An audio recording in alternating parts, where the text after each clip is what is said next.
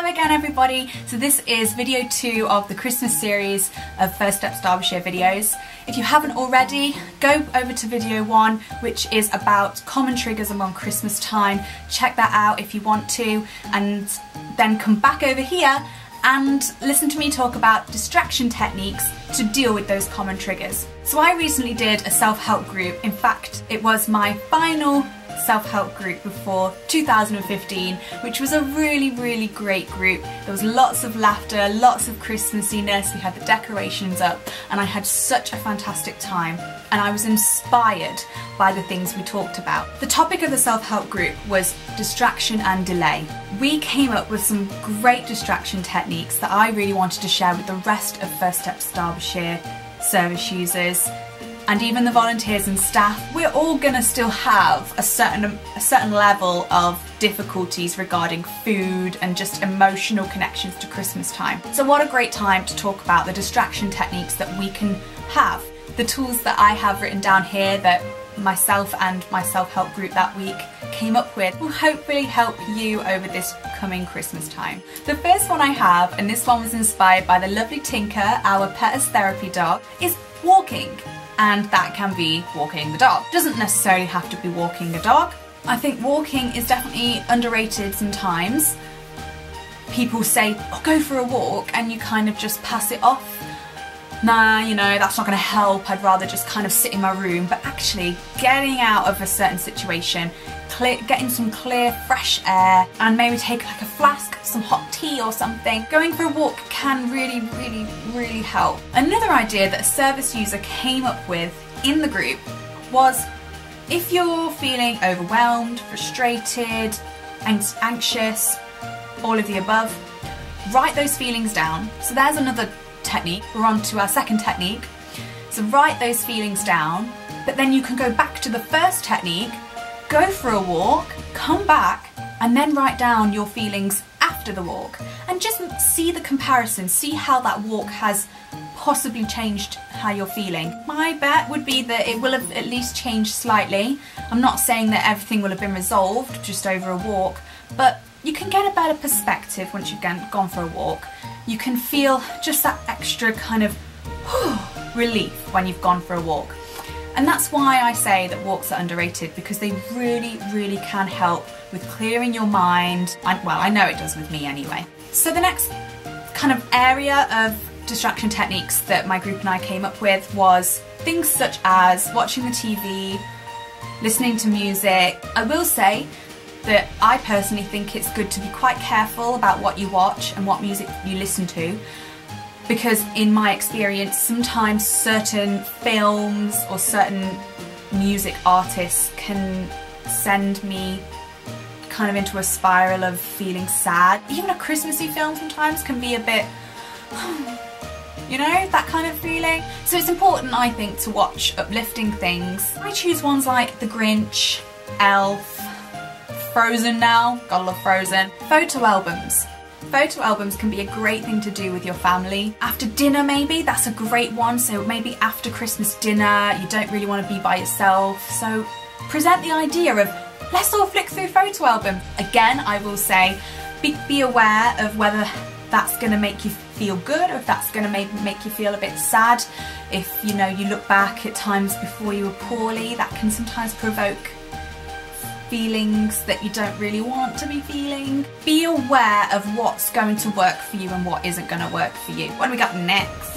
Emailing your befriender. Over Christmas time, there might be times where you just feel like you need to vent. Some people can just write that down and that's okay for them, and then screw it up or rip it up and throw it in the bin. Some people really want to give that to somebody, and if you're part of the befriending service at First Steps, don't hesitate to send them an email. Utilise that service, it is there for a reason, and don't be afraid to do that. Yeah.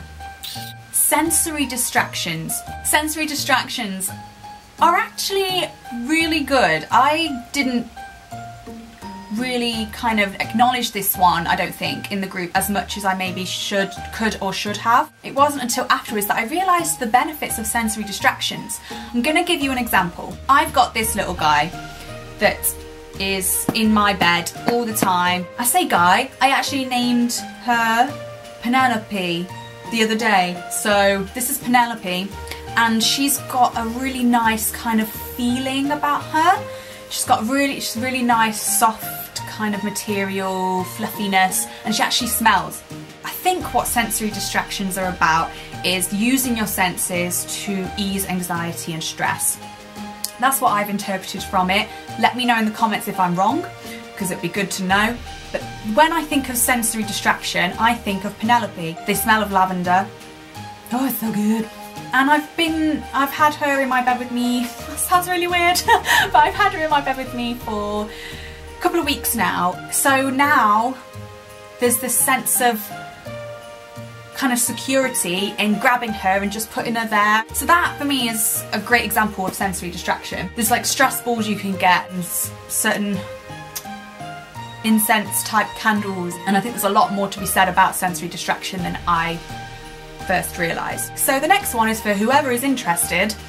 Pampering. Pampering can be all sorts of things. Having a nice big hot bubble bath, getting some candles going, using those bath bombs, painting your nails, having a makeover, doing a face mask, treating your hair. There's so many things you can do when it comes to pampering. Let's all just pamper ourselves this Christmas, because we deserve to be pampered. We deserve to look after ourselves.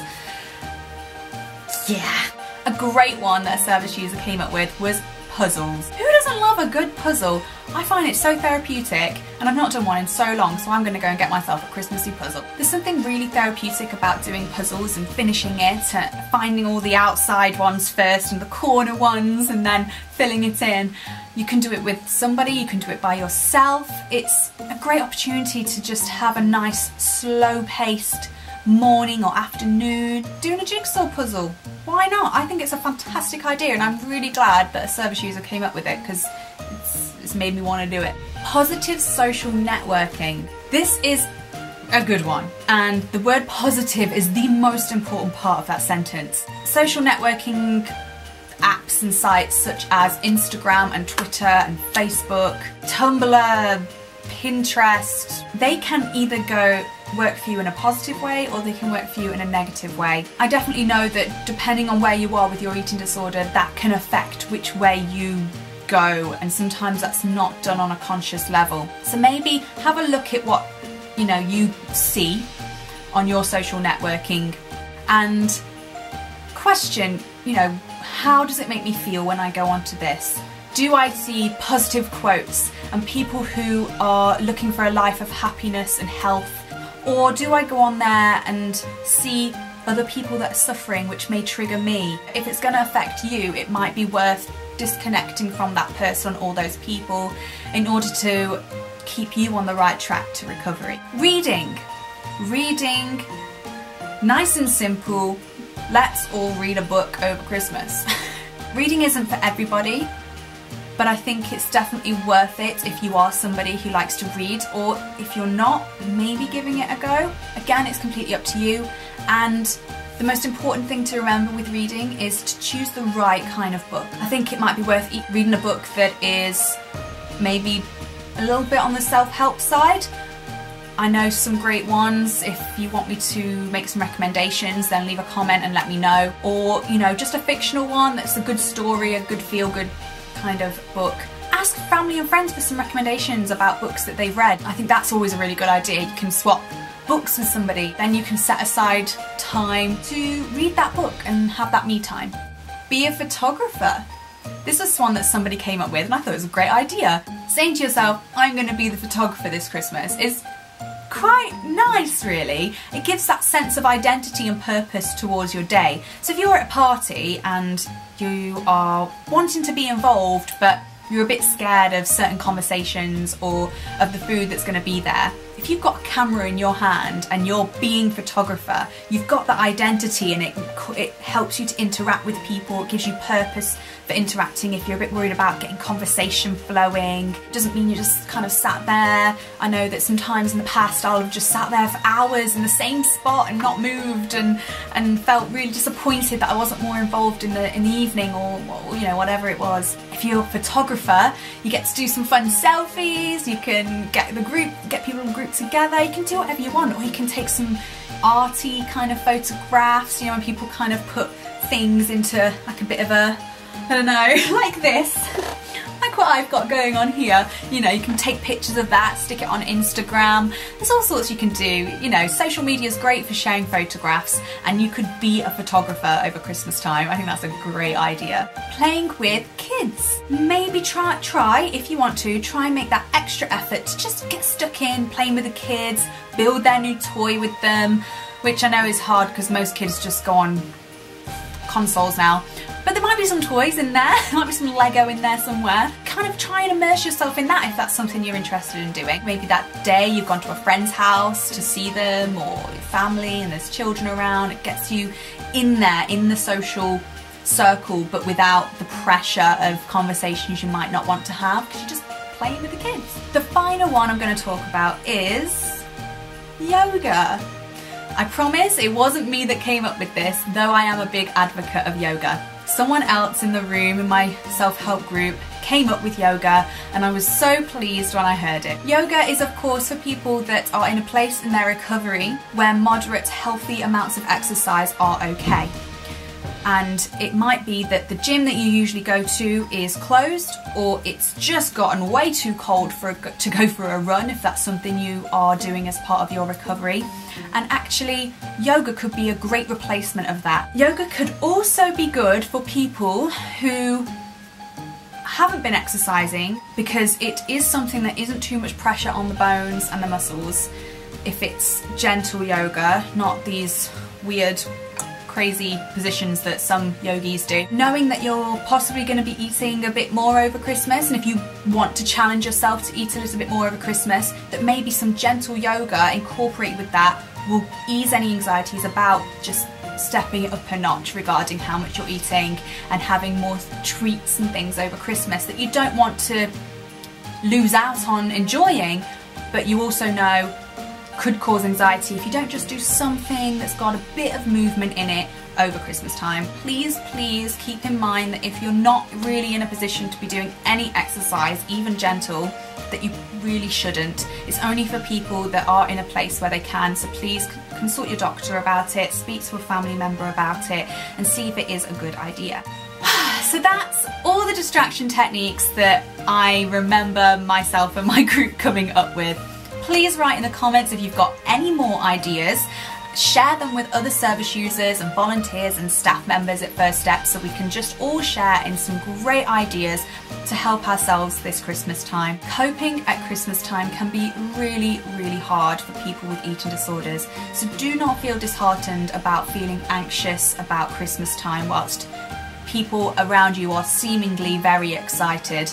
You are not the only one suffering with those anxieties. We are all in this together. We're all in this together. Once we know that we're all stars and we see that. Yes, we are. We are all in this together, and we can help and support one another. Here's a reminder, we're open for 2 or 3 hours on Christmas Eve and then again on New Year's Eve, so please come along. I will definitely be there for the Christmas Eve one. I'm very excited. I think we might be watching a Christmas film. Don't quote me on that though. Finally, I'll just say, I really hope that these distraction techniques are going to help you this Christmas time. If you're feeling anxious, frustrated, overwhelmed, all of the above, give something a go. Thanks so much for watching. If you've made it to the end, congratulations. Bye! Woo! Pet house therapy? Yeah, that's what you call it. Let me try this one again. And this was inspired by that blah blah blah blah blah. And this was inspired by right. Oh. Photo albums can be great to do. Yeah. I don't know what this is.